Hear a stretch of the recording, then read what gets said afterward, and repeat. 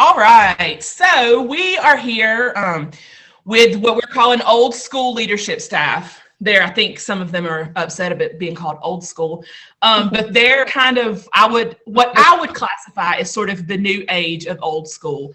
There's much going on with this group. So the reason I specifically picked these people in this group is because when I was thinking about doing these Zooms that are just sort of catch ups with old staff, there's a lot of things that sort of went through my head. And one of them was that to me, there's a very specific sort of spot in my full-time career of camp where it seemed like things started to make a huge change for the positive as far as staffing and our camper numbers.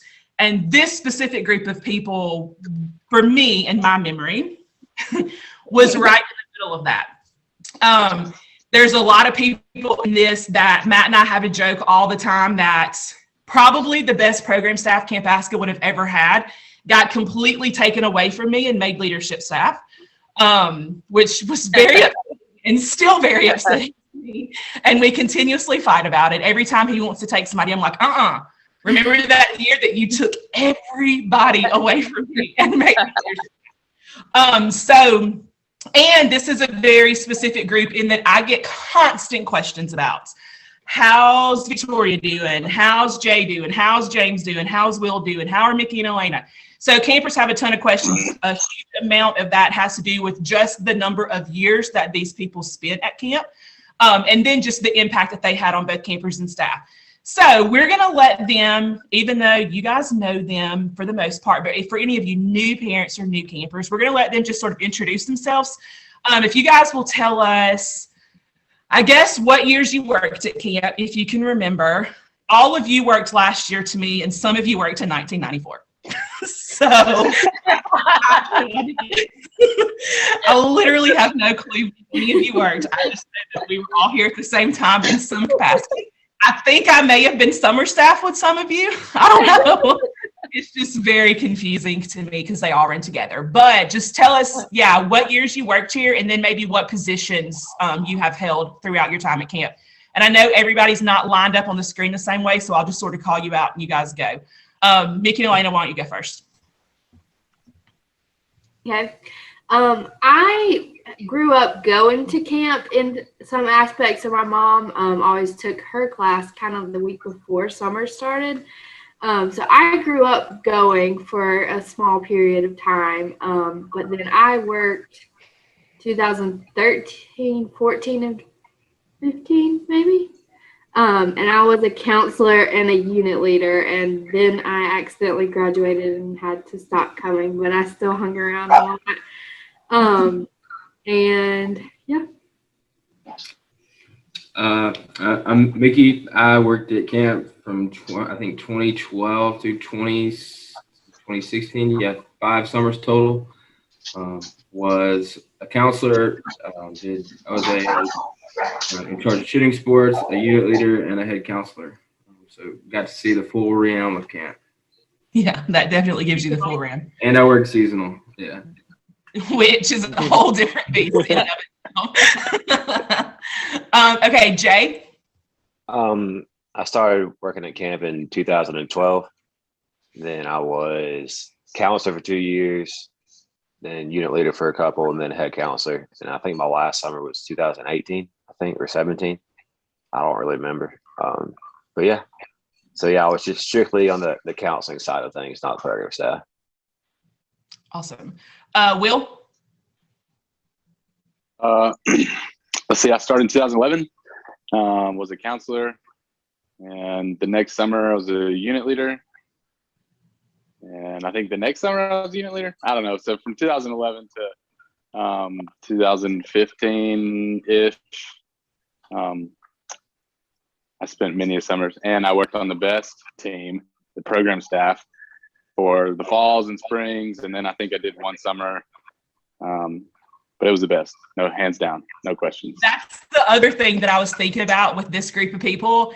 There were many years there and it's not something that's like publicly broadcast, obviously, but all of us full-time staff have like our group of people that in our perfect world, they work all of our weekends, and y'all were my group for like 5 years. It was always the first text, like, okay, we got to check on Brett and Victoria. And it's always like, you didn't have to question who my group of people that were working my weekends were. It's much harder now.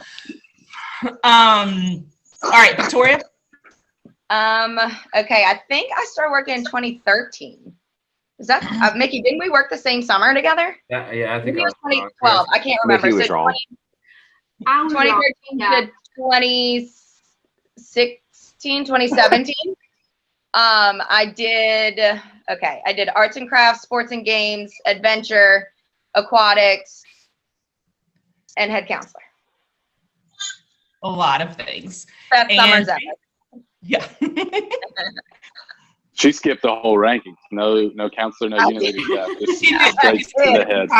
Yeah. Courtney literally came up to me one day and was like, "Hey, you want to be head counselor next summer?" And I was like, "Are you joking? What? What are you talking about?" And I did. Goes to show what a good program staff you are. James? Hey guys, my name is James Kelly. I worked summer 2010 to 2015. 2010, 2011, I was a counselor. 2012, 2013, unit leader. 2014, program staff. 2015, head counselor. And I've been fortunate to be able to come back and work at least a session every summer since 2015. That's right. Awesome. Yeah. So there's a lot of years in and of that mix. I'm trying to think, I guess I was full-time staff for all of you. I was full-time staff for everybody. Yeah. See, it doesn't Your seem like title it's- changed a couple of times, but it was, yeah. Yeah, my title changed yesterday. Yeah, it did. Yeah, just every once in a while we decide to call me something different, but so a lot of years in those. And we don't have to go in any order, just if you have an answer, shout it out. What made you guys want to continue to come back to camp for so many years? Definitely the community, definitely the campers and the staff, because Camp Pasco attracts so many unique people, and it's fantastic, the community and the relationships that are developed. So I would say the community, especially the campers and the staff, for sure.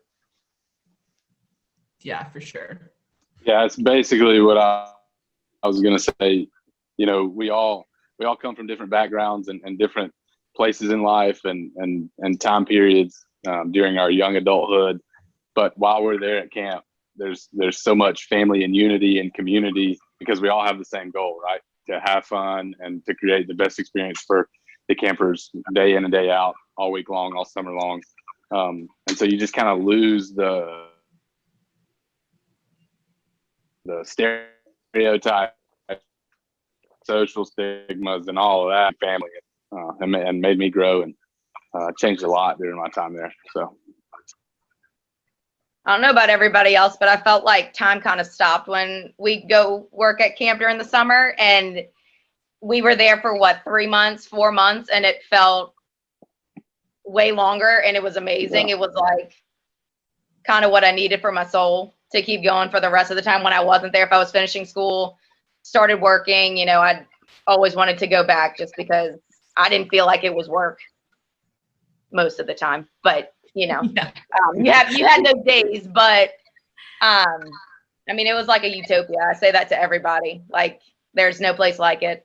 Yeah, I think I would just on that, the utopia, just a feeling like that this is how the world should be. Like that just nothing else matters. That we're all just here. We're all on the same level, just having fun. I mean, that's what it's all about, making relationships.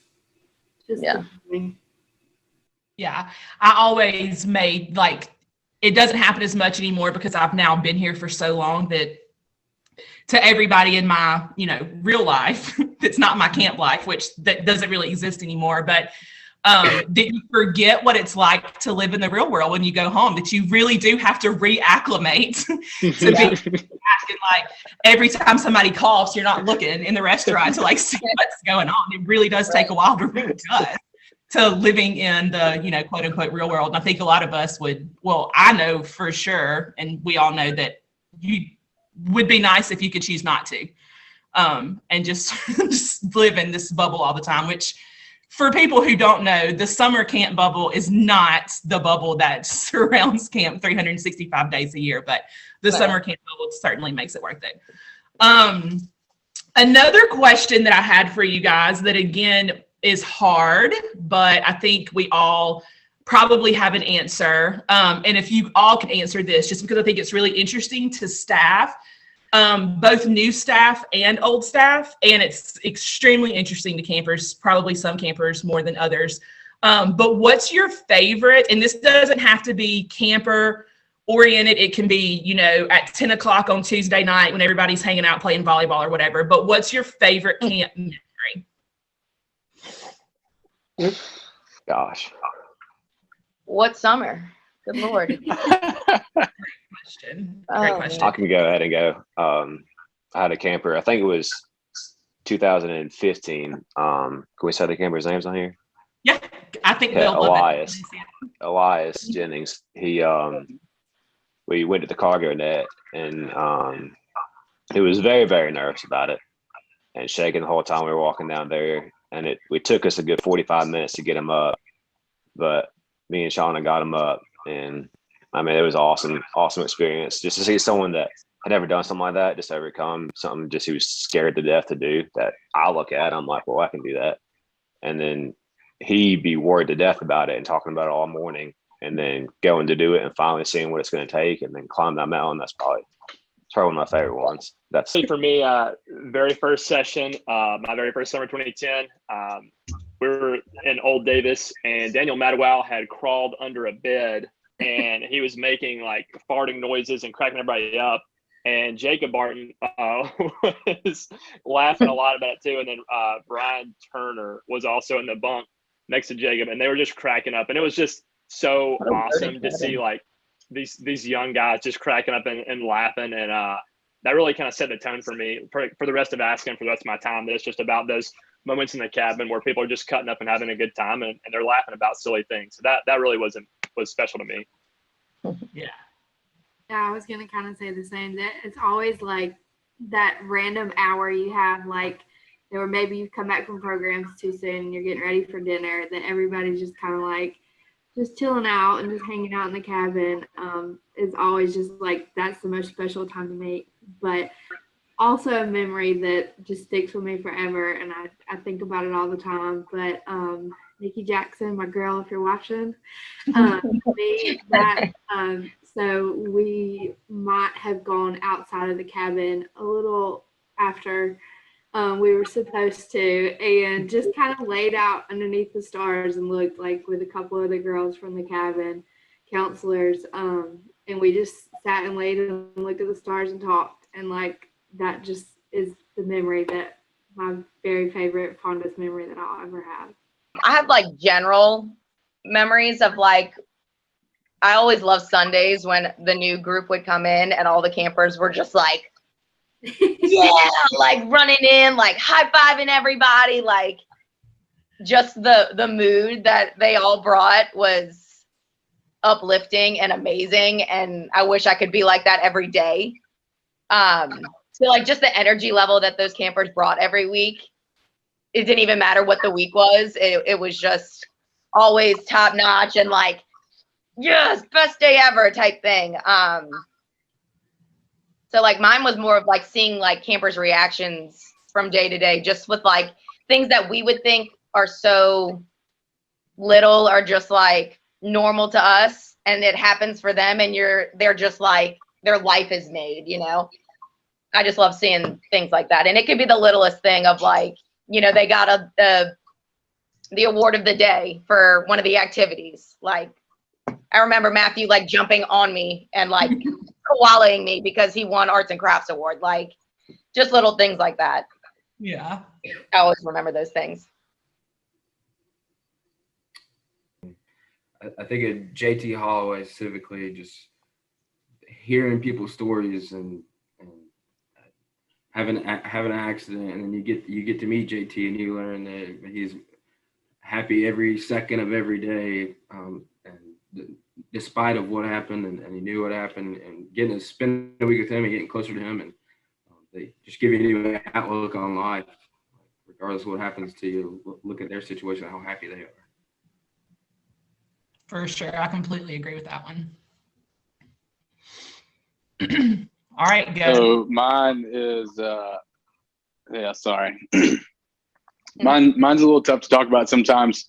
One of my last summers there, I think I was only working for, it may have been only 2 weeks, and I was very involved.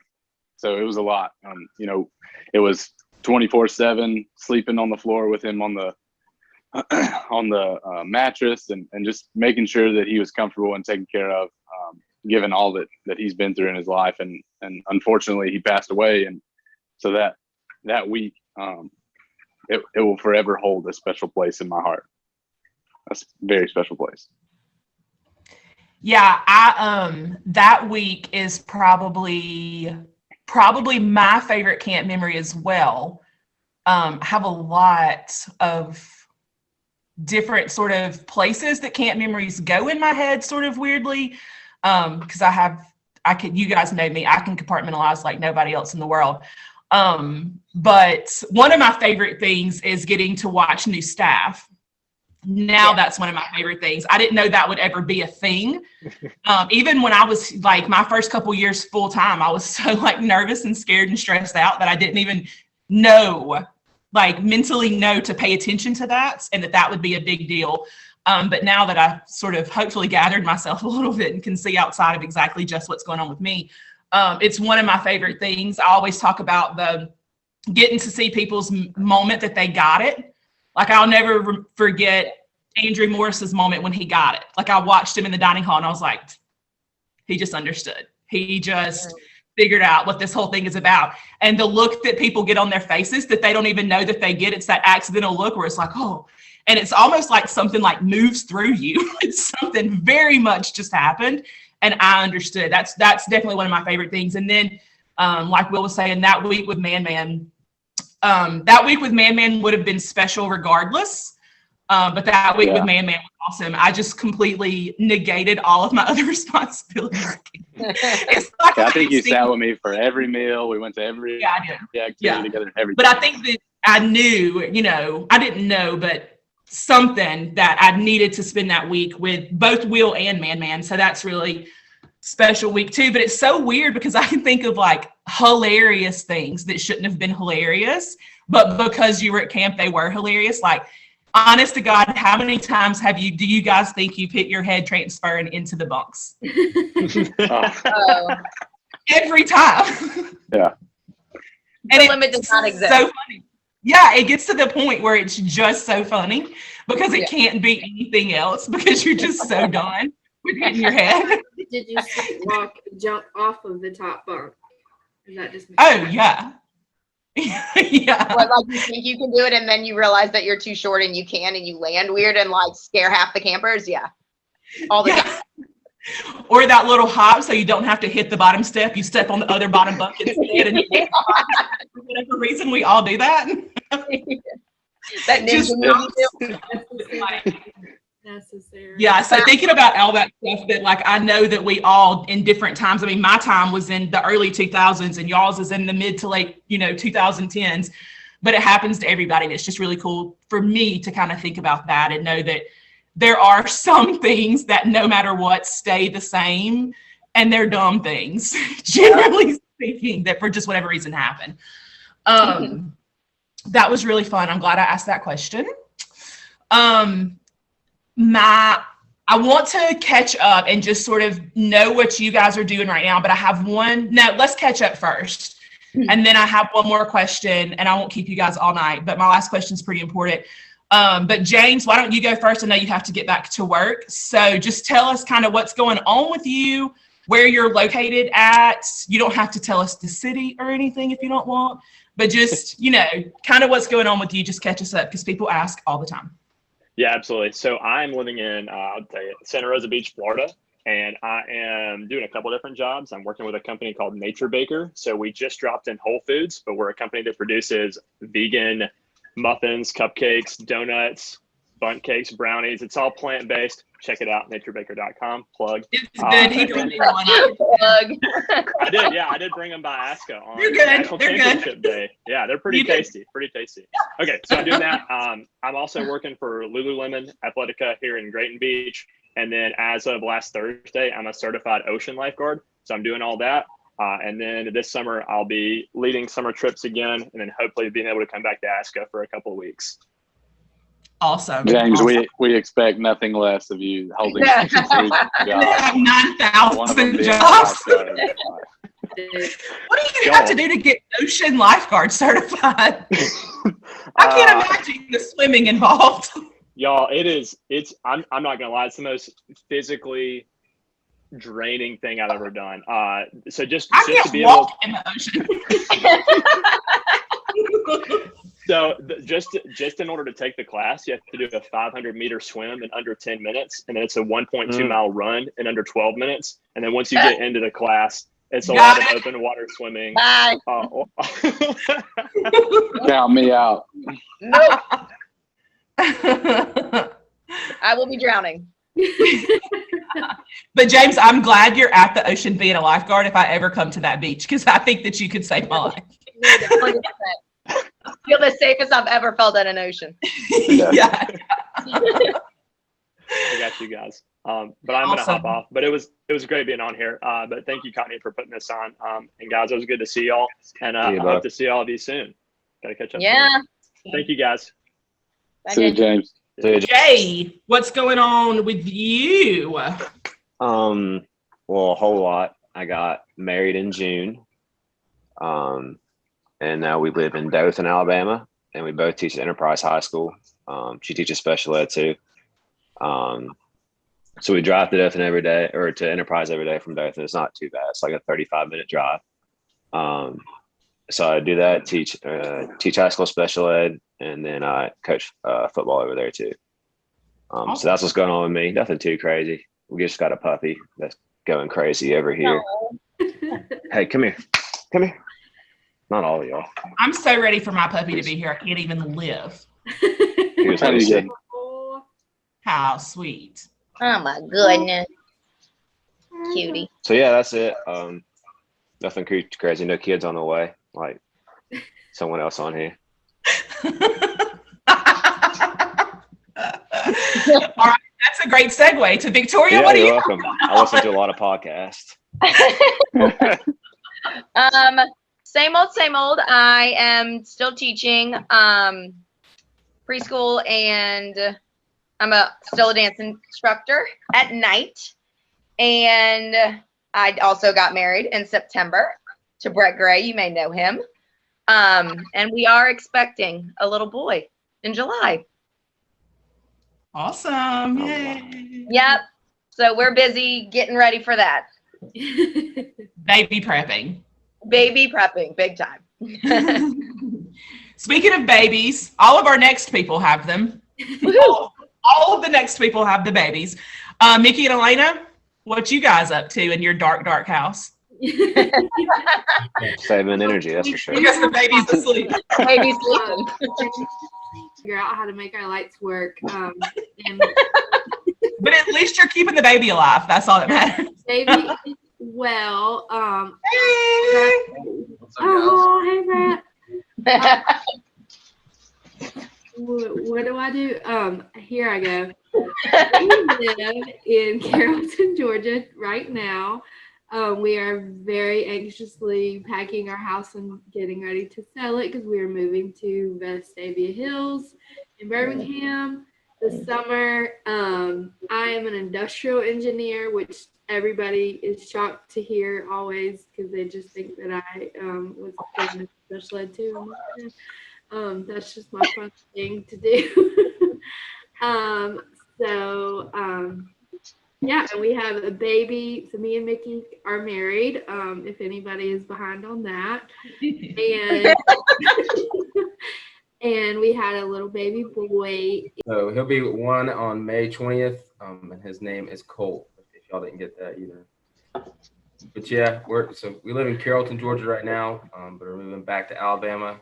I'll be living in Vestavia Hills, Alabama, where I'll teach special ed and coach football. Awesome. and we have you, there's a very good chance that you're going to have some Ask a Campers. I mean, you definitely will at some point. We're excited.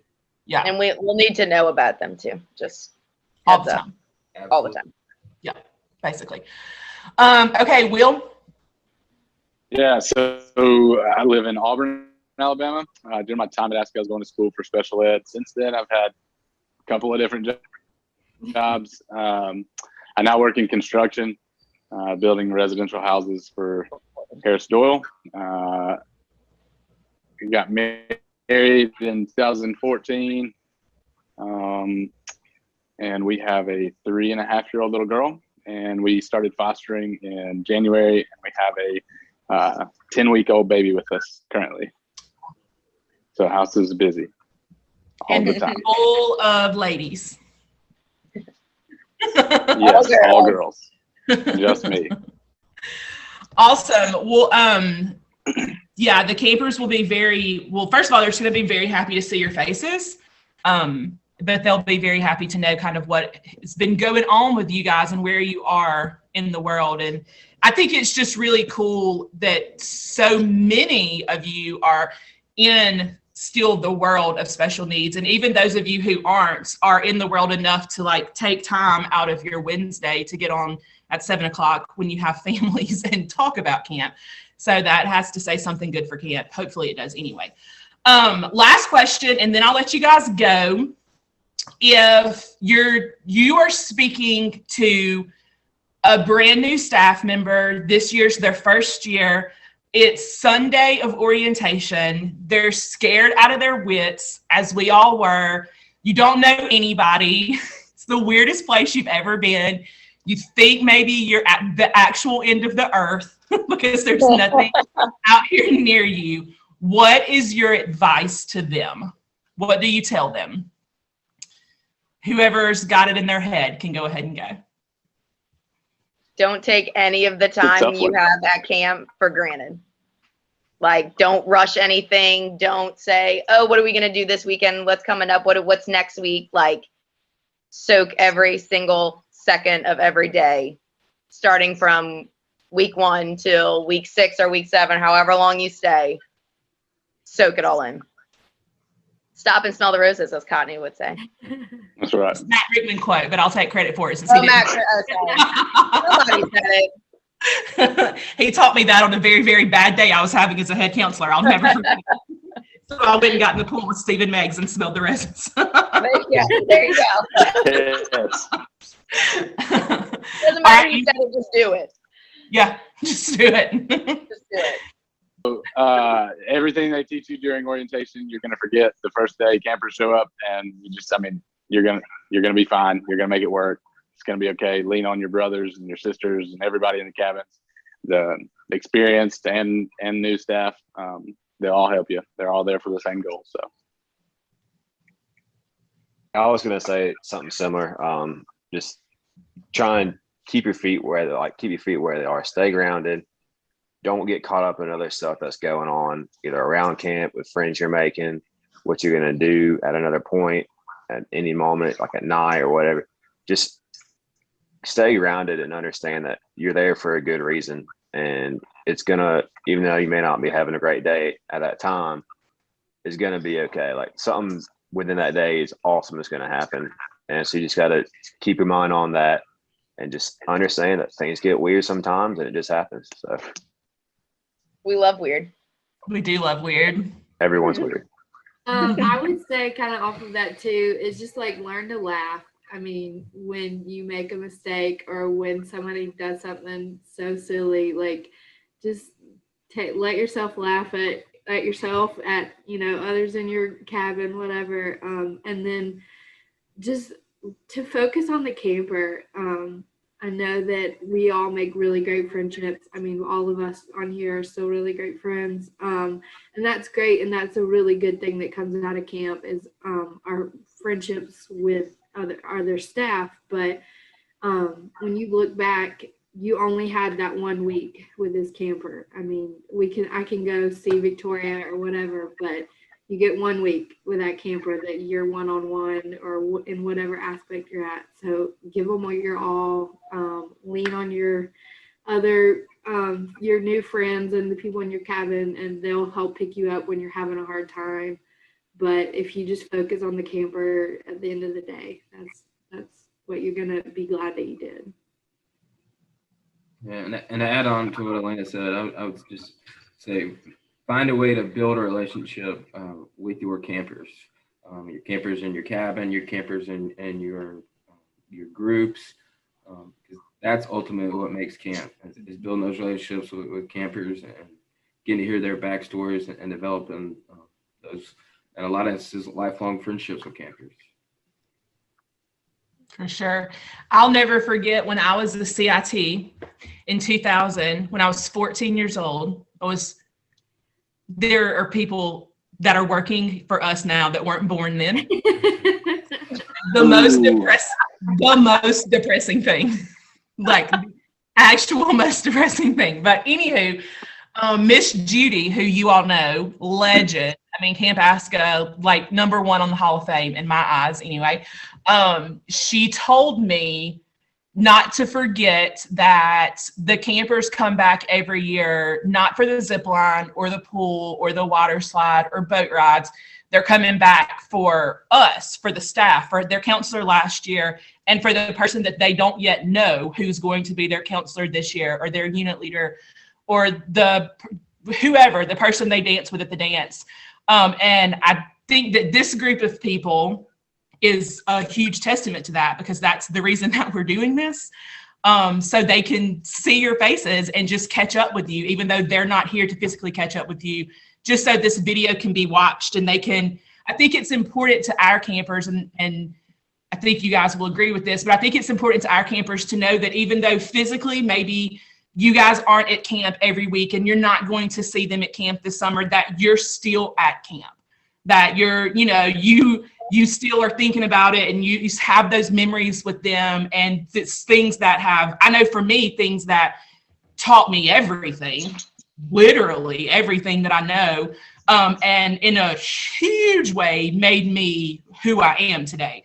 And I think sometimes that gets lost in translation of the importance of that to our campers, because I can tell you in this year of COVID, I've had more conversations with campers than I ever have before, which is shocking because none of them were here.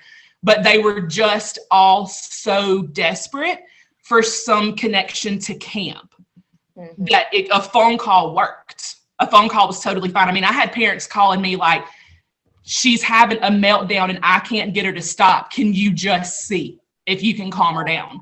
And we're on the phone. Even Jocelyn, sweet little Jocelyn, our secretary that you all know, had to talk 3 different campers off the edge because nobody else was in the office. Because parents are just dead. I mean, parents are calling us, can we just come walk around? Like, we won't get around anybody. We'll wear our mask and we just walk around. So what you all did is extremely important. It continues to be important. The legacy that you created, I was not kidding. You guys know me well enough to know that I don't say stuff just to say it. But I was not kidding when I really do think that there was a turning point, at least in my camp experience, which has been very long, in y'all's era, in y'all's generation. I think it comes from a lot of different things, but I think the most important part of that was the staff that was here. So thank you guys so much for what you did for camp and what you're going to continue to do for camp. And we want you to come back all the time and bring your babies so we can meet them. When are we having 1 week of the all-star staff coming back to be counselors? Whenever you guys get your children raised and reared. I would love to have an all-star week. I try to make every weekend I have to run an all-star week. Who are you guys kidding? So I'm down anytime. I tell people all the time, and they think I'm kidding. If I could come to my house 2 nights out of the week and sleep, I would be a counselor every week. I just can't sleep in the cabin every night anymore. I'm too old.